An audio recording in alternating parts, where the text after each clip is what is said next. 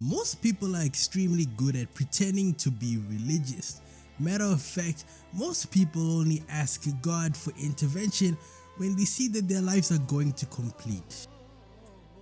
That's where Rue Bennett comes into the picture.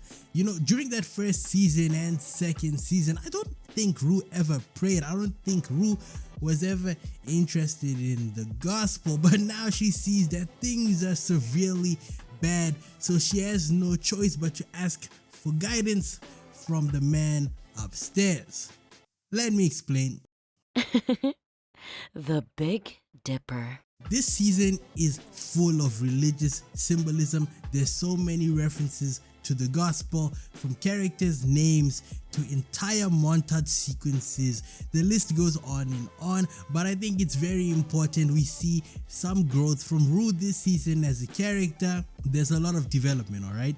Unlike the rest of the people from East Highland, Rue is the only one searching for answers, and this is good for a couple of reasons, but it's also extremely bad. I'll touch on this later. It's interesting, for one, how this season mostly takes place in LA. You know how they say that when you go to LA, you're greeted by the Church of Scientology, which is just adding on to this already pool of religious symbolism this season, because in LA it's kind of hard to want to follow the gospel when everyone is trying to be a star. People are trampling on one another, social climbing, doing whatever it takes to get to the top. This can perfectly be seen with the character of Brandon at the party when he tries to sleep with Cassie, blah blah blah. He's using his fame to, you know, get Cassie to be naked for him.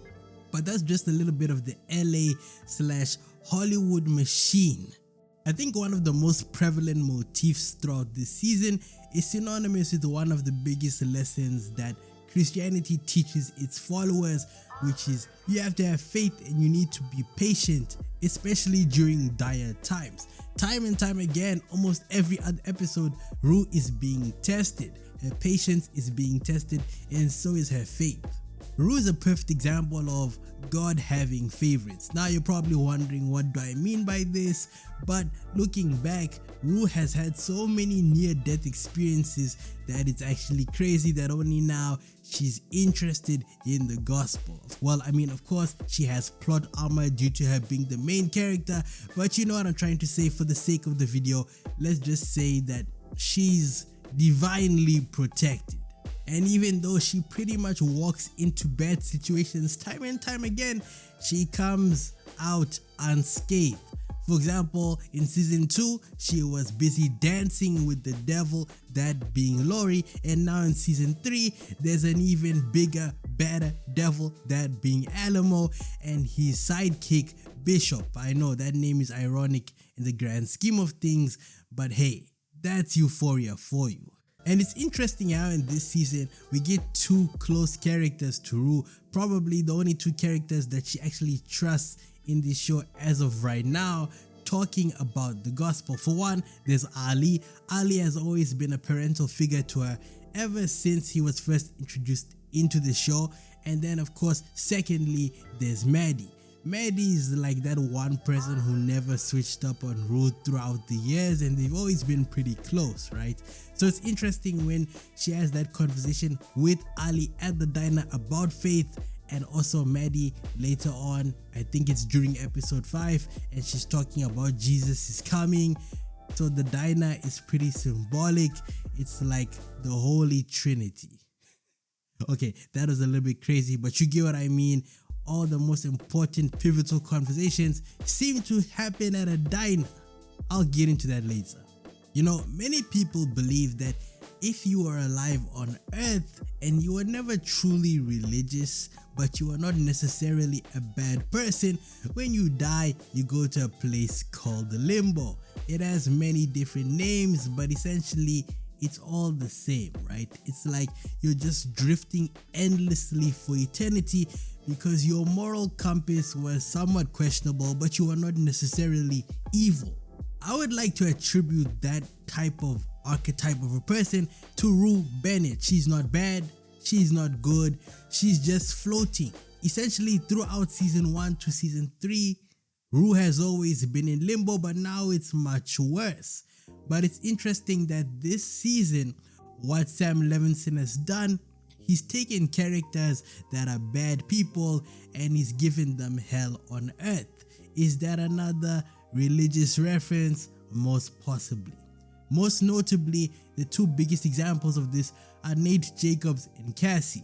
Now, let's start with Cassie simply because Nate, it's pretty obvious where I'm going to go with my points. But Cassie is rather interesting because Cassie doesn't ever seem to learn.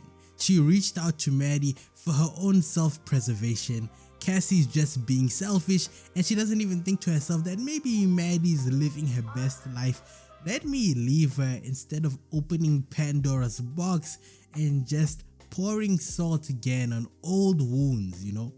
Instead, all she can think about is herself. Then of course we have the big bad bully, well, the former bully himself, Nathaniel Jacobs. You know, there's a lot of discourse online, so I'm just gonna skim through it of people saying this is not their Nate Jacobs, blase blase blah, what happened to Nate Jacobs. But it's interesting how you guys don't seem to notice that this is simply just his karma, and now the big bad bully is now being bullied, you know.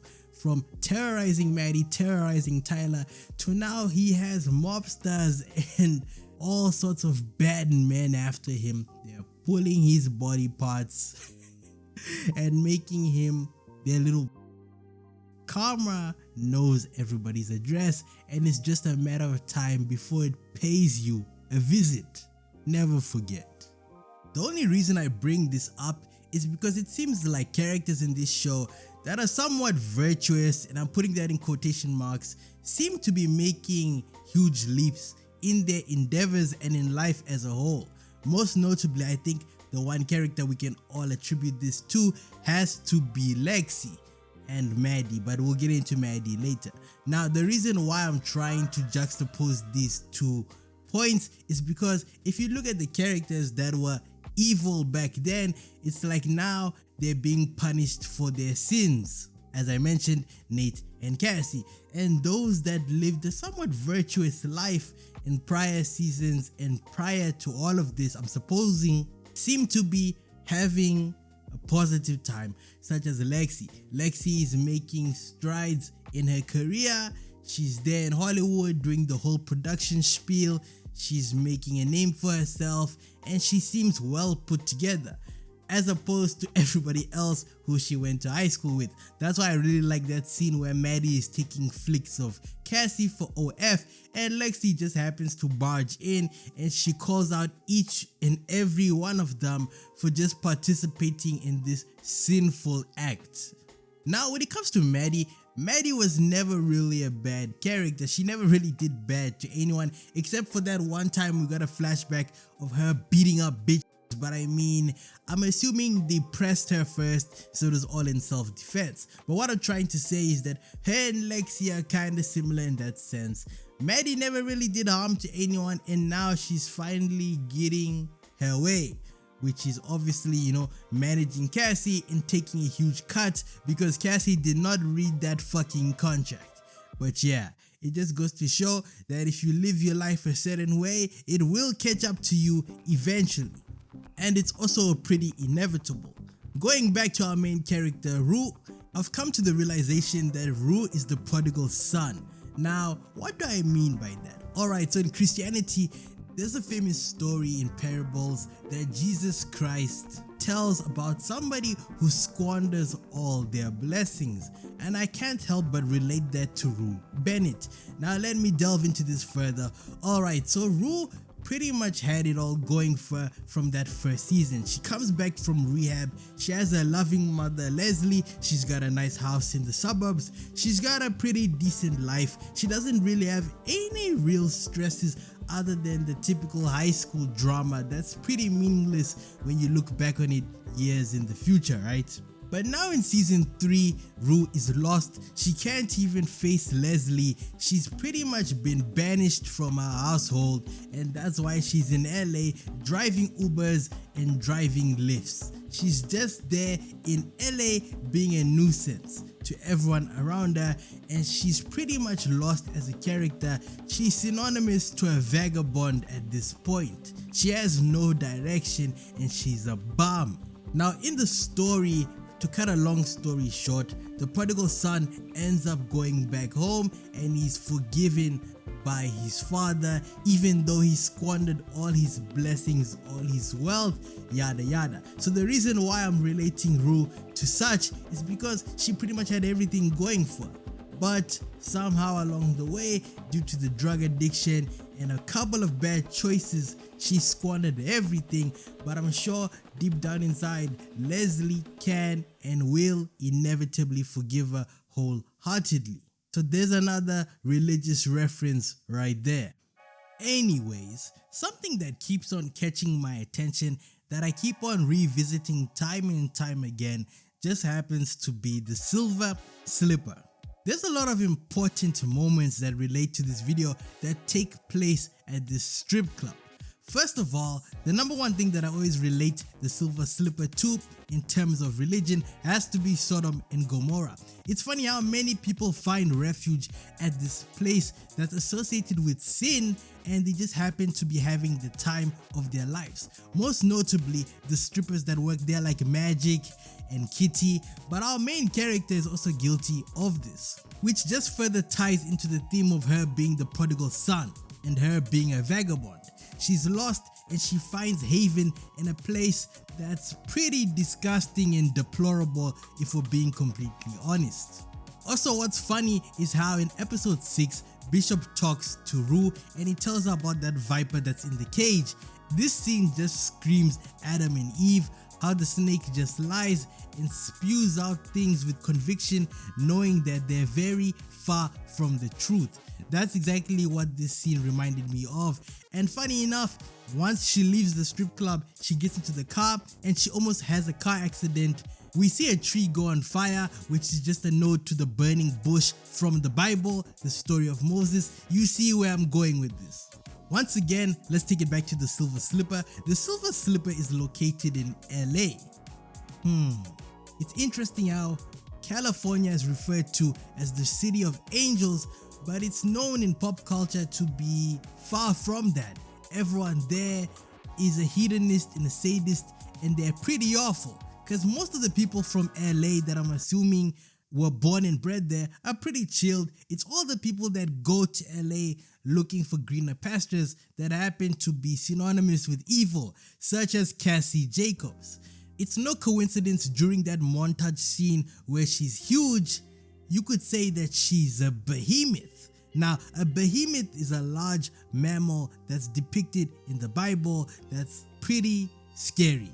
But most importantly, it's evil, which further highlights that Cassie's ambitions are not righteous. Well, I mean, if you're taking pictures of your cheeks and you're posting them online for like what, $35-$40, I don't think you're one with God. It doesn't take a genius to tell you that. Honestly, you can say that Cassie is possessed by the spirit of Jezebel, but she's not the only one. In episode 6, we finally get a flashback about Alamo and we learn more about him as a character. We come to learn that when he was a child, his mother was pretty much a, which makes sense as to why he makes his entire personality about being a pimp. So yeah, when he was a kid, his mom was dating this really nice guy, Preston, but the entire thing was a con, it was a facade. She never actually liked Preston. Preston just happened to have a lot of money. But once they get robbed, she moves on to the next guy who was already in her rotation. So she too was also possessed by the spirit of Jezebel. It's crazy.